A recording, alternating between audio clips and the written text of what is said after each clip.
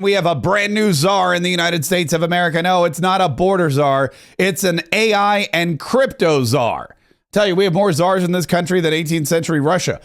President Donald Trump, before he took the stage at the Patriot Awards for Fox Nation to accept the Patriot of the Year award, he made some more appointments. He made some more announcements about members of his administration and cabinet posts, very important members of his administration who are going to work daily to keep America free, keep America financially secure, keep America safe, and make America great again. And we're thrilled that he's working around the clock, in between all these other important events that he's attending. The Fox Nation Awards. He'll be attending the reopening of Notre Dame in France, even though their government has collapsed. We believe that Notre Dame is still reopening, even though we're not really sure what's going on with the rest of the French government. But that's neither here nor there.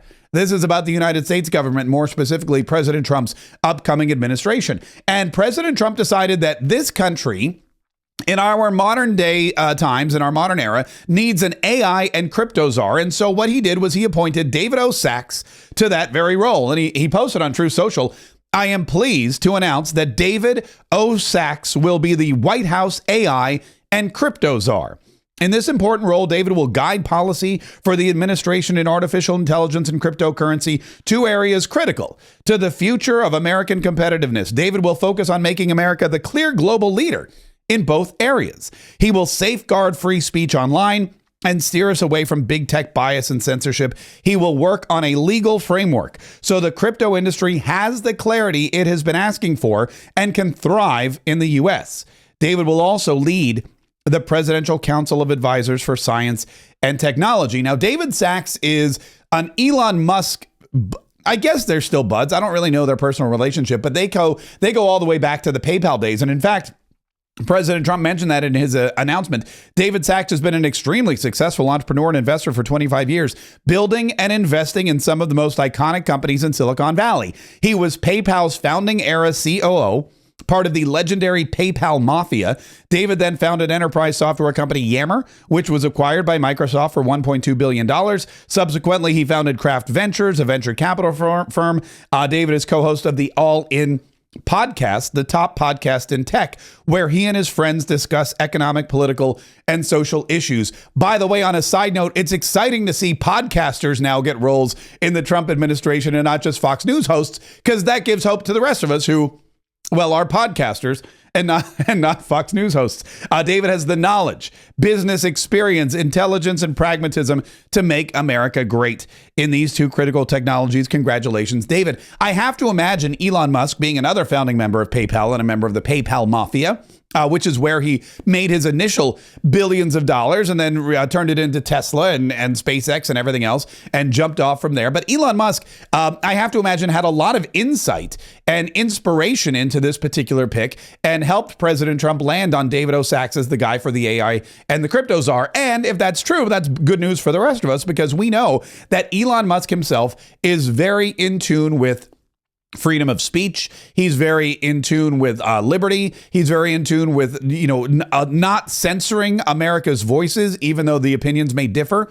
And because of all of those things, it appears that now there's an ally for all AI and crypto companies, all AI and crypto users in the United States, which is a growing number of individuals every single day, in David O. Sachs. David O. Sachs also will be looking after crypto.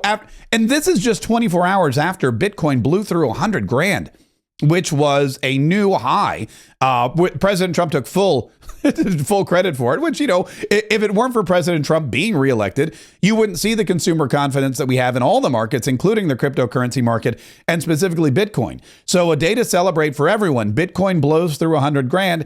David O. Sachs comes in to help Bitcoin professionals make sure that their investments are not being manipulated, because whenever you have any kind of investment, whether it's a stock market investment or anything else, a bond, there's always the chance that that bad deed doers will do bad deeds and try to manipulate the markets and walk away with a windfall while leaving everyone else in the lurch. And with cryptocurrency, I mean, new coins and tokens being founded every single day, and with AI being in every facet of our lives, I mean, artificial intelligence is being used by banks to estimate how much money somebody can borrow or pay back. AI is being used by health insurance companies, trying to figure out how, what kind of payments they would have to pay out in the long run. So this is a new and emerging technology, but it is growing rapidly. And it's nice that we have somebody who's familiar with it in the role of AI and crypto czar. As we mentioned, President Trump was at the Patriot Awards, where Fox News and Fox Nation awarded him with the Patriot of the Year award. And before doing his signature YMCA dance for the crowd, he came out and he gave a speech and he poked some fun at the folks at Fox News. You have incredible people at Fox. You have incredible people at every level of Fox, really. A couple I don't like, but that's all right. I shouldn't name them, should I? I don't think so. I shouldn't name them. I can't prove it, but I think he was looking at Brian Kilmeade when he made that comment. But he talked about the election, and he talked about how important it was, and he talked about how long and arduous it was as well. But, we had just a spectacular election.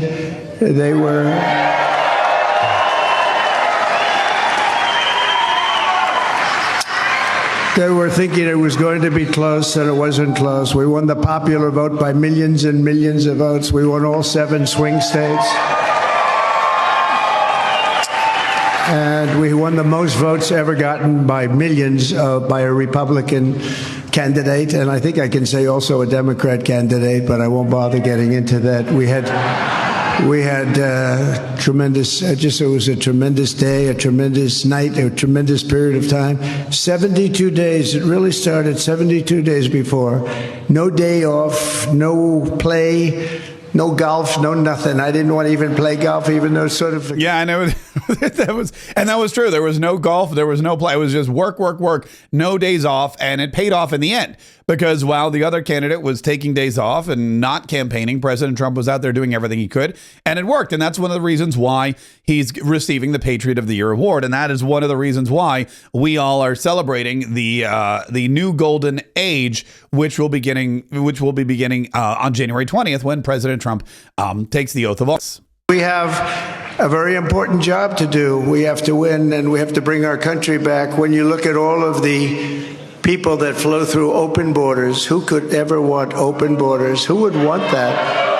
And when I heard that, I heard it 3.5 years ago. And, we built 571 miles of wall. We ordered another 200, which is far more than I said we were going to do, but we ordered another 200. And I heard that they weren't going to use it because we had a very bad result in that election. You remember that night? That was not a pleasant night, but we had a very bad result, very unfair situation. We're going to get things straightened out in this country, including elections. We got to get the elections. This one was too big to rig, it was too big to rig. Donald Trump pledging on stage not just to rebuild the wall and to bring immigration back under control. Donald Trump pledging not just to say, hey, we're going to get rid of these illegal immigrants who are here, illegally, but we're going to look into our election system. We're going to get back to election day. We're going to get back to paper ballots. We're going to get back to a system of electing people that is not just too big to rig, but is unriggable. We want to make sure that our elections are free and fair, and that is going to be one of the pinnacles of President Trump's second term as he heads back to Washington, D.C. But of course, he does need the people in place to help him do that. One of the other appointments he made, which was very interesting, was Commissioner of Border Protection of the United States Customs and Border Protection, Rodney S. Scott. Rodney served nearly 3 decades in the Border Patrol, building vast experience and knowledge in law enforcement and border security. Rodney served as the 24th Chief of the U.S. Border Patrol, where he implemented Remain in Mexico, Title 42, Safe Third agreements, and achieved record low levels of immigration. He began his career with the Border Patrol in 1992 as the Deputy Executive Director of the CBP Office of Anti-Terrorism. He's more than qualified to help out with Customs and Border Protection, work with Tom Homan, work with Kristi Noem, and keep America safe. One of the other really interesting things was Georgia Senator David Perdue. Former Georgia Senator David Perdue has been appointed to be the United States ambassador to the People's Republic of China. Now, China is the country that we are, a lot of people saying, in a Cold War with. We're in a trade war with. We are currently involved in World War III with Russia and China. And David Perdue has probably one of the most important jobs, because right out of the gate, right off the bat, there's going to be conflict with China. Probably Probably not military conflict, at least we hope not, but definitely economic and political conflict. There's going to be a need for a strong, tough negotiator. There's going to be need for somebody who has the finesse to work with the Chinese. There's going to be need for somebody who can explain situations and make sure that China does not take advantage of the United States of America, and that the United States of America gets a fair shake when it comes to working with China. And David Perdue has been handed that job. President Trump writes on Truth Social, tonight, I am announcing that former U.S. Senator David Perdue has accepted my appointment as the next United States ambassador to the People's Republic of China. As a Fortune 500 CEO, 40-year international business career, served in the U.S. Senate, David brings valuable expertise to help build our relationship with China. He has lived in Singapore and Hong Kong and worked in Asia and China for much of his career. In the U.S. Senate, he served on the Armed Services Committee, where he was chair of the powerful Sea Power Subcommittee. He also served on the Foreign Relations Committee, the only Republican to serve on both committees. He will be instrumental in implementing my strategy to maintain peace in the region and a productive working relationship with China's leaders. David has been a loyal supporter and friend, and I look forward to working with him in his new role, along with Mideast envoy and along with ambassador to Israel, which we know went to former Governor Huckabee. These are going to be two of the most important ambassadorships: China and the Middle East, and of course Israel. That's where the conflict currently lies. You have a military conflict in the Middle East, and you may remember that President Trump, his first term, left the Middle East in peace. There were peace accords between Israel and Jordan and the UAE and all these countries that we never thought would sit down and come to the negotiating table with a country like Israel. There was, President Trump has his name on a square, a public square, a park in front of the embassy in Jerusalem, because he was the only president that was brave enough to put the embassy back in the rightful capital city of Jerusalem.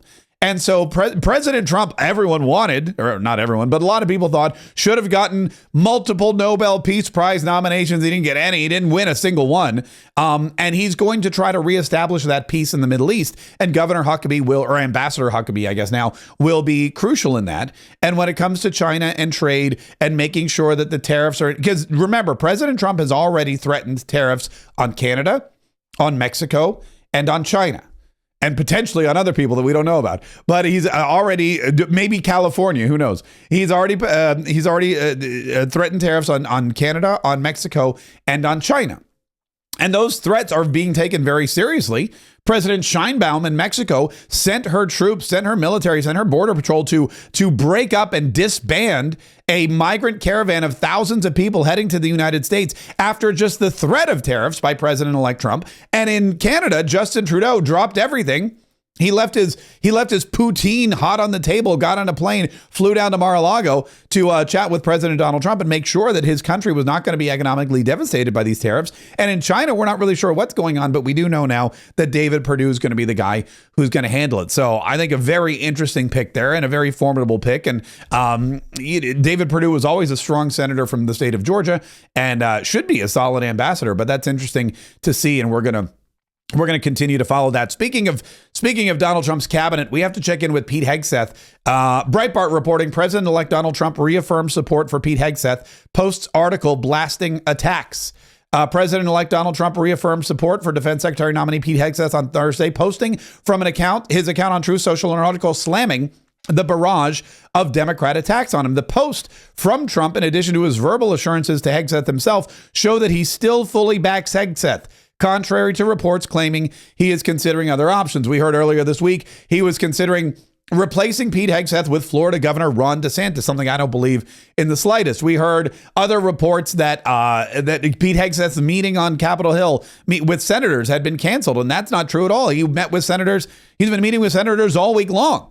Yesterday, he met with a whole bunch of other senators, too, and he's getting more and more support. Every time Pete Hegseth sits down and talks to one of these senators, every time he sits down and answers their questions, and apparently they're very probing and pointed questions. They get right to the heart of the matter. They ask him about these accusations head on, and he answers them honestly. And many senators who meet with him walk out the door and say, I'm sold. Pete Hegseth's the guy. He's going to be the next Secretary of Defense. And as the as more and more pressure is mounted and as more and more public pressure is put on some of these holdouts, specifically Joni Ernst of Iowa, it appears more and more likely that Pete Hegseth hopefully will become the next Secretary of Defense for the United States of America. The article, by the way, came from the New York Post. Dems' attacks on the intelligent, articulate, and patriotic Pete Hegseth show why they lost. A salute to Trump's defense secretary pick. It's from Miranda Devine, who goes in to talk about Pete Hegseth and his qualifications, not just as a military leader, but as an ambassador, as a negotiator. Hegseth most recently has been a popular Fox News host. Because of that, the liberal intelligentsia are accusing him of being stupid and unqualified. You do remember there was that clip we played a few weeks ago where they tried to discount him because he wasn't a weekday host. He was just a weekend host. I'm not sure what that has to do with anything, but if you're a liberal, apparently that's a bad thing. President Donald Trump has been on the phone with Pete Hegseth every single day, urging him on, telling him to continue to fight. And Pete Hegseth has been doing just that. And it seems that the closer and closer we get to the confirmation hearings, the closer and closer we get to Inauguration Day, the more and more likely it is that Pete Hegseth will be leading our military, and that is the right choice and the choice that everybody is coming around to see as the one that this country actually needs to secure our future. There's one more thing that happened yesterday on Capitol Hill that I wanted to mention, and that was a visit from the DOGE, the Department of Government Efficiency. Vivek Ramaswamy and Elon Musk made their way to Capitol Hill, and they met with the senators, they met with Congress people, they met with the DOGE caucus led by our good friend, Representative Aaron Bean from Florida's 4th Congressional District. They met with Marjorie Taylor Greene and President Thune. They took questions from Speaker Johnson and others, and PBS reported on it. They just were so upset that Elon Musk and Vivek Ramaswamy were getting all of this attention. I just wanted to end today by playing you this very brief clip from PBS's explanation of how the DOGE meeting went on Capitol Hill. This was an unusual day on Capitol Hill. These two men who don't have any official government function at this point were actually the center of political gravity. Now, what we saw from Ramaswamy and Musk was them crisscrossing the Capitol, Musk with his child X on his shoulders. And sometimes you see him there in the photo. As far as we know, they met only with Republicans, but by my count, scores of them, including Speaker Johnson and incoming Senate Leader John Thune. These sessions, sources told us, were largely brainstorming sessions. Republicans who walked out said they felt heard. Most of them, but not all, were enthusiastic about the idea of cutting government in general. Now, I'm told that Musk indicated to House and Senate Republicans late in the afternoon that his goal is getting on a trajectory toward, get this, a balanced budget. That has significant consequences if the U.S. is to get there. Now, their stated goal of cutting $2 trillion overall, that is tough. That is ambitious, but that is what they're pitching right now. They say they want to cut the federal workforce. They also want to force workers to work more from the office. I don't know that they say it like it's a bad thing, but I don't know. Making people work from the office, cutting the federal workforce, which is overinflated, all seems like really good stuff. I do like how she began her report by saying these two men who hold no government office were the center of political attention. That's really the way it should be. Because remember, government officials, elected officials, they are not the people in power. They are the people who are empowering the people. They are there because we put them there. They should be enamored by these two gentlemen who are walking into the walls of the Capitol, and they are looking around to see where the waste is, because that is the job. They are external auditors who are looking at the government with a capitalist eye, and they are working on behalf of the taxpayers. And that is something that we need more of in government, not less. Listen, if you enjoyed this podcast today, just know there's so much more to talk about. We have a lot of news we've got to cover and some interesting interviews. And we do all that in my second podcast of the day, Mark Kaye Saves the Republic. Every day, noon Eastern, 11 Central, we bring it to you live on multiple various platforms. You can also download it on iTunes or Spotify, and you can listen at your leisure. All you have to do is go online, go to iTunes or Spotify, and search Mark Kaye Saves the Republic. Download, listen, and enjoy.